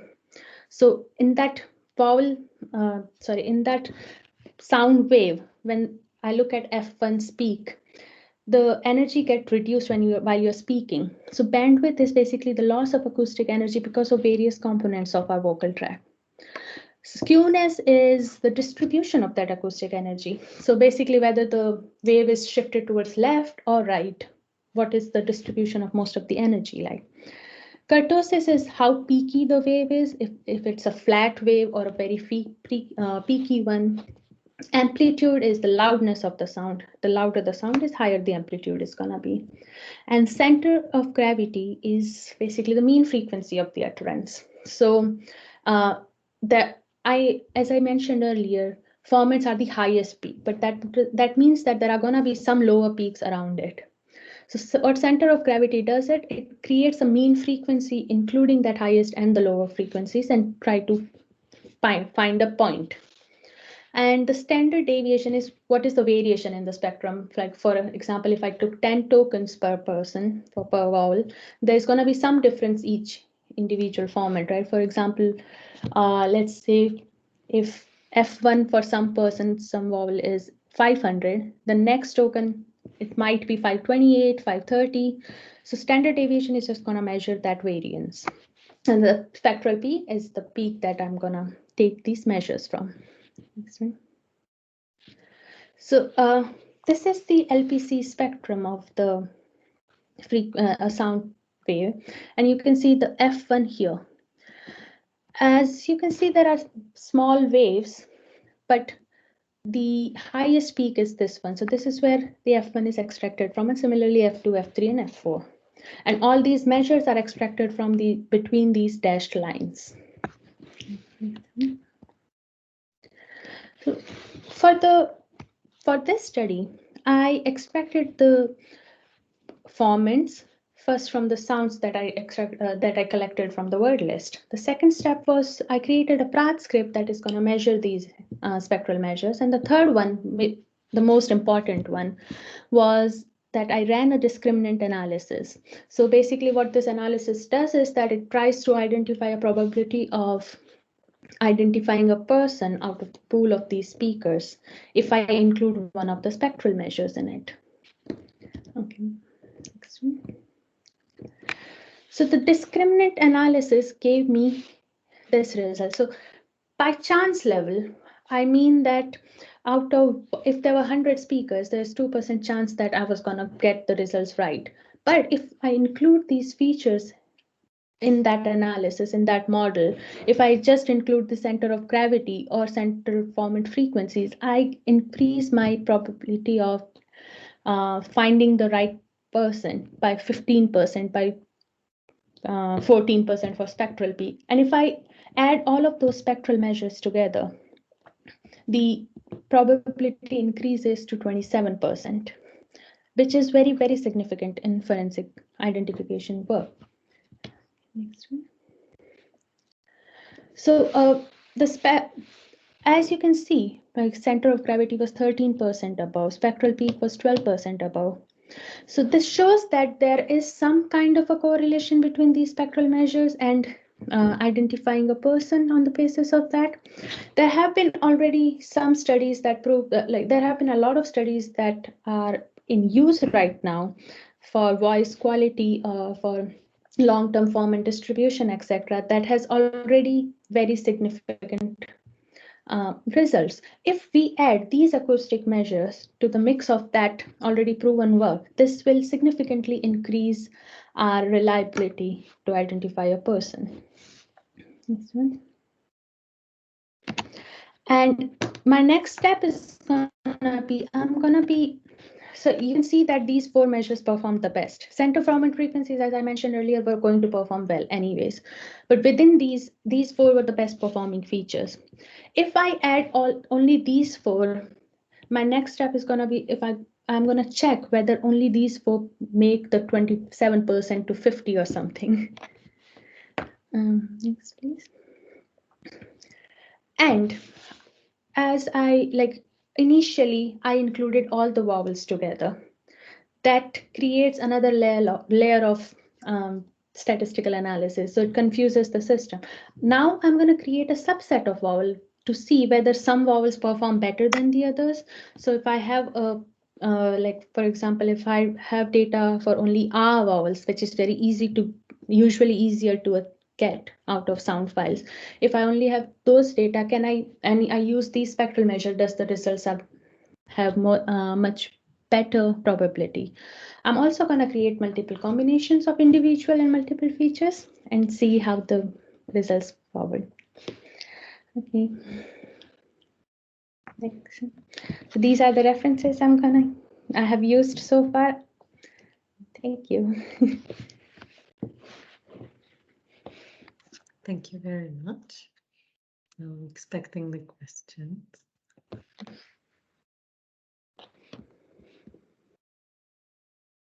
Anybody would like to ask any questions?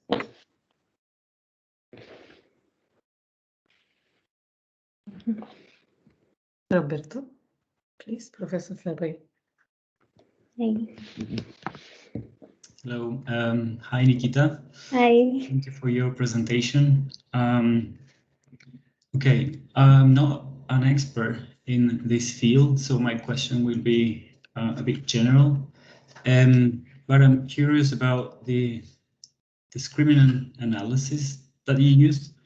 Okay. I'm not quite sure how maybe you can explain that a little bit more, because you took some samples, I guess, of yes. Sounds, I would call, and then you also measure these.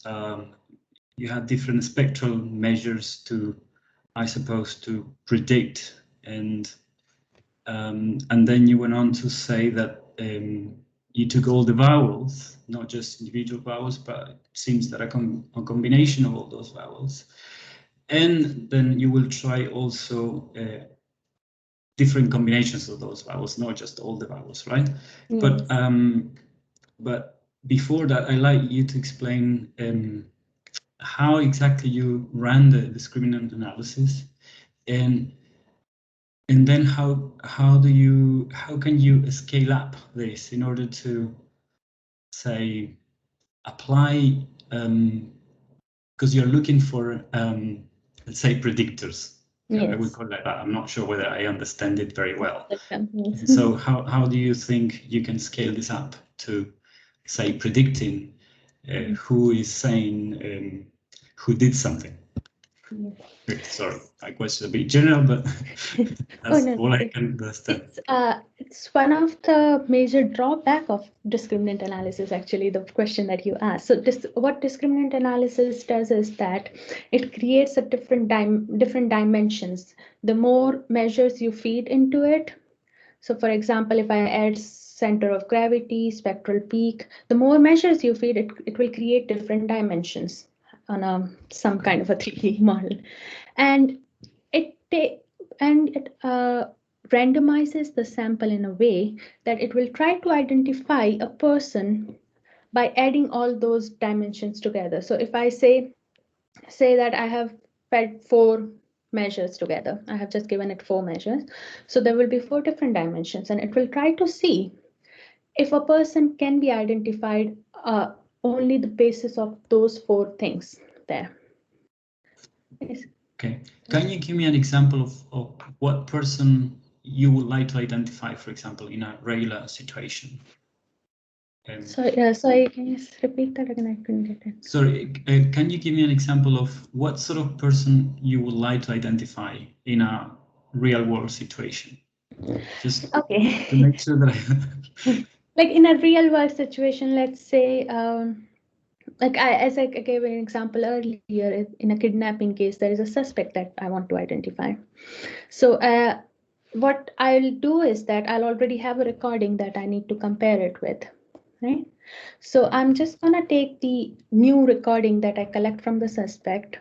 I'm gonna extract these features out of that recording and see if that recording matches with the original one that I have, or somehow relates with the what is the likelihood of those 2 recordings being together. Like in forensics, you never say that they are matching, you just say that what is the likelihood of them being similar to each other.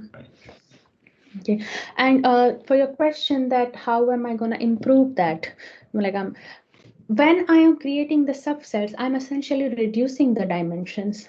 Right now, everything is there, so the result is more jumbled up. But when I'm trying to reduce, like for example, I reduce from 8 vowels to 1 vowel, I have essentially reduced the pool of predictors that I'm adding to the model. And on the other hand, if I reduce the variety also, I already know the variety, I'm just going to look for a person now. So I'm going to reduce it to 1 variety. So I'm reducing another predictor there. That makes the discriminant analysis more accurate than the previous one. So that increases the probability percentage. Right. I have another quick question, sorry. How do you deal with differences in the quality of recording? Because I suspect you can record, I mean, you can have high quality recording in the lab, but then you probably have a recording from the subject on the street, or I don't know, I mean, there might be a lot of noise as well. That was one of the reasons that I actually went in the field and collected data. Because like usually in the lab, when you're processing it, you can reduce of noise to a certain aspect, but it's not a lot of recordings can't be utilized. But the recordings that I have used, I actually went into individual houses to collect data. So that mine is very, very less controlled. And if these features are working in a non-lab recorded speech, I'm trying to find these features that can work in any kind of recording, hopefully. Okay. Thank you. Thank you very much. There is some more question. There is a question from Professor Ranjan, if I'm not mistaken. Yes. Thank you, Charka. Sorry. Nice presentation, Nikita. I have quickly 2-3 questions because I'm not familiar with forensic linguistics, nothing, zero. So I'll just, first of all, you mentioned that there is a caste discrimination in India. That's why you compare 3 different castes in India. Does this type of variation also exist? For example, in Chile, we don't have different caste. We have different ethnicities. We have different social class. So does this type of differences also exist? I suppose it must exist in the different classes according to socioeconomic class or maybe ethnicities. So how do you deal with these type of differences also, or I don't know? I mean, okay, I have I'm not very sure about Chile, but I have been living in UK for 2-3 years, and I have seen that there are very, very different accents if you just move 10 kilometers away from where you live. So this is like this study was only conducted in Marwari for now, but my next step is gonna be, once I'm done with Marwari, my next plan was to add these English in the mix, and if these results are like they are working similarly in English, that might prove that whether it's Chile, India, or UK, this could be useful. Anyway, so I mean, this kind of variation can be linked. For example, caste, you know, in India, caste is related to somehow, I won't say, but socio-economic, cultural variations, you know that. Yeah. So somehow these variations also reflect that that reality, you know, the reality in which they live. Yes, I'm not sure about rest of the India, but at least in Rajasthan, these caste differences, they originate because of the socio-political reasons. For example, like if you're speaking to the highest caste, it's gonna be very, very different from the one that Exactly. I know that. I was just confirming this. Well, let's leave that. Second question. I don't have any literature on Chile. I'm so sorry. No. It's okay. I'm from India. That's why I'm asking. Second question is, I saw only quantitative data. That means there is zero qualitative data research in forensic linguistics, I suppose. Everything based on frequency with F1, F2 and all. So zero qualitative. Is that right? I'm not sure. Like I don't. I'm just confirming. Peter, do you want to answer that? The quantity. No, that's not correct. There's lots and lots of qualitative research in the area. Yeah. Sorry, I didn't get that. I said no. That's not correct. There is lots and lots of qualitative research in the area. And how do that qualitative, because there is very subjective approach in qualitative, because quantitative, when kidnapping case, you map the frequency, you say 20% and that's okay, let's go. But in qualitative, sir, there is some subjectivity involved. How do you deal with that? I'm just asking because I'm curious. That's it. Sorry. Well, inevitably, I guess every area that we talk about, there's an area of impressionistic analysis. I don't think there's any single area within the whole of the gamut of linguistics where you can be absolutely precise on qualitative measurements, and this is no exception. Yeah, like for example, if I'm just taking one caste, I'm already including my subjective knowledge on that area.